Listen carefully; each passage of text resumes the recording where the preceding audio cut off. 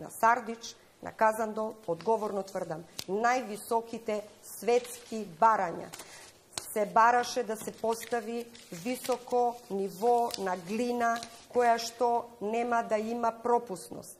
Непорозна глина непорозна за водите за да водите. може. Да. Добро. После тоа се постава геомембрана, геотекстил.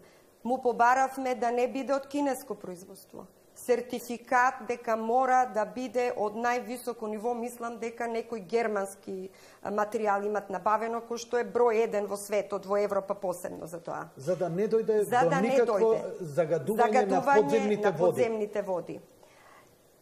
Нема да се прска со цијанид. Значи, тоа е површински коп. Рудата, буквално обогатената руда бакарна, се наоѓа на самата површина.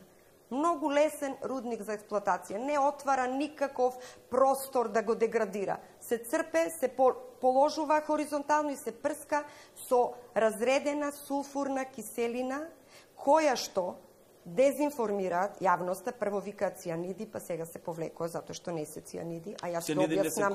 Јас се објаснам, да се увезуваат. Ќе ви кажам дека во Финска, во еден од најпознатите рудници, Китила, одреден процент користат цијаниди, и тоа секој што сака може да го види. Финска, највисоко еколошки развиената земја, во која во рамки на рудникот Агнико се врши исто лужење затворено, во кое што се екстрахира и бакар и злато.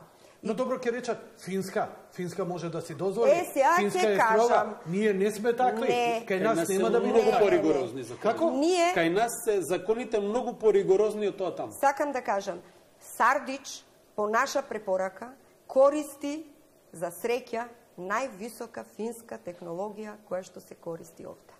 Секој тоа може да го види и да го провери. Значи, технологијата која што во Сардич ќе биде инсталирана, ќе биде од најновиот тип на финска технологија, со фински експерти кои што доаѓа и ја презентираа пред вработените во Министерството за животна средина.